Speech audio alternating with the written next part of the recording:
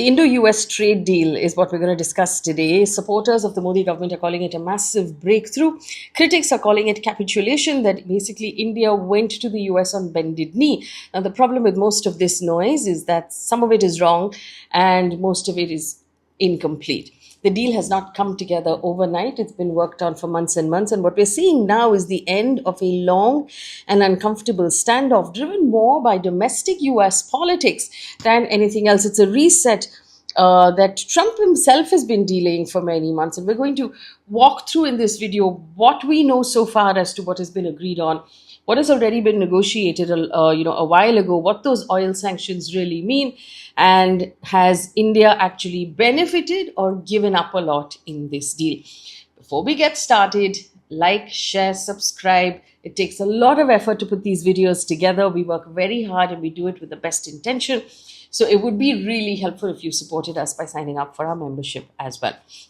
Okay, let's get straight to it. There's a big headline. It came in late last night. US President Donald Trump announced on his social media that Washington and New Delhi have reached a trade agreement under which the United States will sharply reduce tariffs on Indian goods sold in the US to 18%, claiming that the deal will expand American exports and address concerns. Now, let me take you through what he said exactly, because there are multiple pieces in that one sentence that we need to unpack, right? So he said it was an honor to speak with the Prime Minister Modi, Prime Minister Modi of India this morning, so confirming that there was in fact a phone call. He is one of my greatest friends. He says he has agreed to stop buying Russian oil and buy more United States and potentially Venezuela. That is point number 2.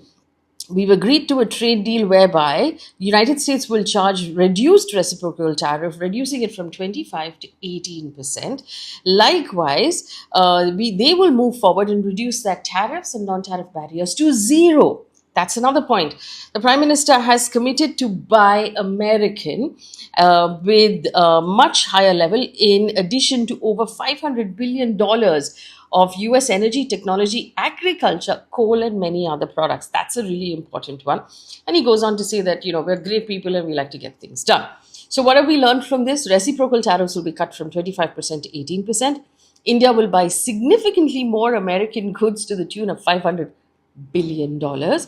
And Trump claimed that India has agreed to halt Russian oil. India will reduce its own tariffs down to 0. In response, our Prime Minister has responded and said, "Thank you, Mr. President. Under the Indo-US trade agreement, made in India products will attract a reduced tariff of 18%.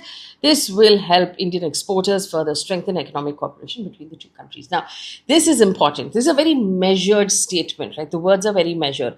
Our Prime Minister has confirmed the 18% tariff reduction. He has made no mention of Russian oil, no mention of buying US energy, no mention of giving them access to our agriculture market, and he has not made any dollar value commitment of that $500 billion. So in contrast to Trump, the tweet by our Prime Minister was deliberate, consistent, and very calibrated, consistent to what India has been doing up till now. Now, a couple of things though, when I had read Trump's tweet last night, I was like, wait, what? Hang on. $500 billion.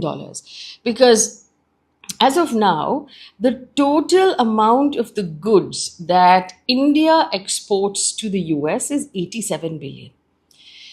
The goods that India buys from the US about 41 billion. So bilaterally, we have about $120 billion of trade altogether. And this is for the year 2024.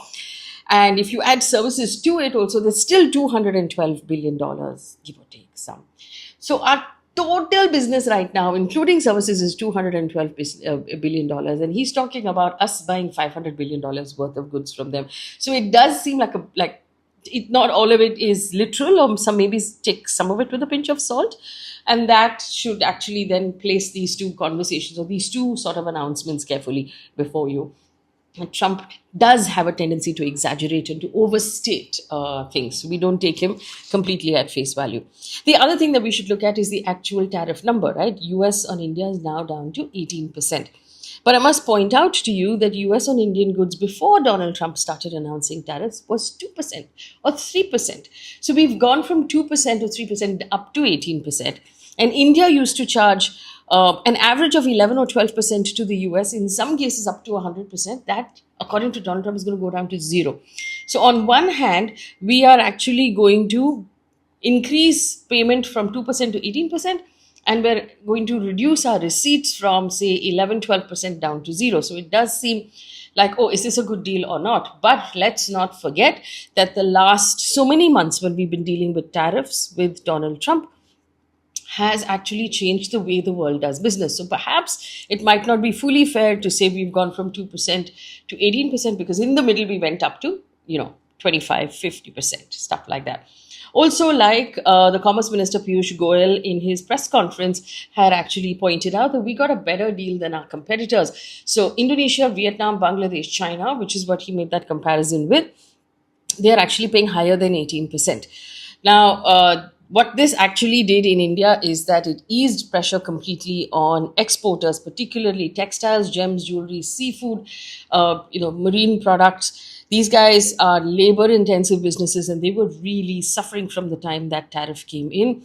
Markets reacted very positively. The Indian stock market rallied sharply. The Sensex went up 2.8%. So that's 2,300 points on opening. The Nifty had a gap opening, which basically the gap between where it opened today and where it closed yesterday was the largest we've seen in a while. The Indian rupee went up about, nearly a whole percent, nearly one whole rupee against the dollar to end at about 90 rupees and 30 paisa. So it was good all around, but there were some questions that still arose, right? For one, is this something that has just been agreed upon? The answer is no. We know for a fact from statements from US officials, from our own coverage, that this was a deal that had been negotiated for a while, and it had been lying on Donald Trump's table waiting for a signature for months. The deal actually was finalized months ago. Reuters, for example, reported the fact that India and US were negotiating trade terms mid last year, even when tariffs were being threatened and applied. Times of India, in fact, also said that after several months of negotiation, the trade pact was finalized and tariff tensions were unfolding, as tariff tensions were unfolding much of the year. So basically what I'm pointing out is this is not something that was agreed hurriedly on the phone.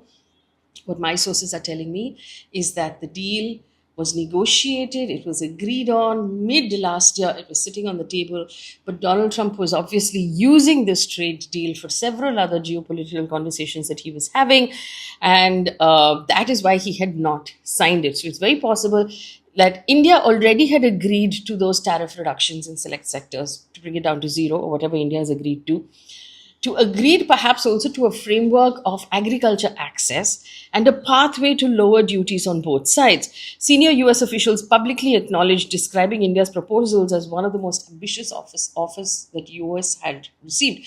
So basically, we had people like Lutnick and people like other people in Trump's administration who said that India's offer to the US was among the best offers the US had received at that time. So the deal was ready. It was sitting on Trump's table. He hadn't signed it. Why hadn't he signed it? Now, the reason for the stalling had little to do with the actual details of the deal. It had to do with politics and optics. We understand that Trump wanted a visible sign that India was yielding to the pressure. And we've seen him do this not just with India, with other countries as well, with the European Union as well. He wants to feel like the big guy. He publicizes or publicly talks about personal conversations he has with other leaders, and he wants to seem like everybody is agreeing to him, everybody is bending the knee to him. And he insisted either on a meeting or a phone call after everything was decided. He wanted the Prime Minister Modi to pick up the phone and call him, and then he would agree. Now, I'll tell you where this is coming from. There was a Reuters report on this as well. US Commerce Secretary Howard Lutnick, in a conversation, actually said the key reason why the Indo-US trade deal was stalled because Modi did not make that phone call to Trump. He said that, the political engagement was needed to be sealed with the deal, and the Prime Minister did not make that phone call. And that's what caused the delay. And then Washington moved on to the next partner and the next partner and the next partner. India, of course, pushed back at that framing and said this was not accurate. The discussion itself shows that personal agreement was a key political step. So India doesn't like to frame the conversation that way, but Trump, as we know, is someone who mixes his official business with how this personally makes him feel. So he was waiting for the Indian Prime Minister to sort of call him and ask to speak to him and agree to what he wanted, and that's why it was delayed for a long time. He was waiting for some sort of sign of people bowing to his will in some way. The Times of India also documented the same dynamic, that US officials publicly linked the delay of finalizing the trade deal to the fact that Narendra Modi initially did not make that phone call. And by the time it happened, US already had moved on to other trade partners. But what did New Delhi do in response? Instead of rushing to sign, apparently India just allowed the deal to sit and paid those very high tariffs, painful as they may have been. And it seemed like a fairly calculated decision to absorb the short-term pain and avoid the long-term precedent. What changed in the meantime, in the time that both these parties were waiting? Three things apparently changed a lot. First, the tariffs began to hurt American consumers. Now, there is a study by the Kiel Institute that found that 96% of the tariff costs are being paid by American importers and American customers, and not by the foreign countries, effectively acting like a tax on US households. And this effectively made an affordability crisis in the US. Second, the political cost domestically became visible. Republicans began losing state and local elections, even in traditional strongholds like Texas. Reuters again reports that Republicans were facing political headwinds because of that tariff policy. There were narrower margins in special elections, concerns about GOP lawmakers that voter dissatisfaction with rising prices and economic pain is actually going to hurt them. And third, crucially, very significantly, India signed a major deal with the European Union. Remember, the mother of all deals. We have a separate video on that. That deal shifted the balance a little bit. India no longer looked so isolated. We no longer looked desperate. It was a message that was sent out to Washington. And Washington suddenly realized that it was the one at risk right now of being sidelined. So all of these things came together, which is why Trump decided to make that change. The question that we have to ask, that a lot of people are asking, is did India concede precious ground in this deal? Whether it was negotiated now or 6 months earlier, did we agree to things that are disadvantageous to us? Now, the government has not made the text of this deal public in any way. We don't know the fine print. And without the fine print, the extent of India's commitments will remain unclear. We don't know what we have agreed to. Reuters, in fact, put out a report today quoting an Indian government official who did not want to be named, who said India has agreed to buy US goods, including telecom, pharmaceuticals, and has offered access to agricultural products to its market as part of New Delhi's commitment to the deal. Now, trade concessions normally will show up in sectors that India has historically protected. What have we protected? Agriculture and dairy. Let me explain why. Indian farmers are small, they're poor. When they have a bumper crop, let's say, for example, what they call lentils or we call dal, right? If we have a good year and there's suddenly a bumper crop of dal for our farmers, what will happen? The market will be full of dal. The price of dal will fall. So a farmer who's actually had a very good crop and a very good year will suffer because the price of his produce will fall. So India likes to protect the farmers, which we have always done. We don't open our market to imports from big countries like America, where farmers are mechanized and they can grow a large amount of food without trouble. We protect our market because they would be able to flood the market and drop the prices even further for our farmers. So we protect our market specifically to do with dairy and agriculture and don't let those products in. Now, we do understand, based on what Trump has said, and based on the reports that we're hearing, that India has allowed some concession within the agriculture market. There was also the tweet of the US Agriculture Secretary, so one of Trump's, what they call the farm secretary, who had actually thanked Donald Trump for allowing American farmers access to the US, to the Indian market as well.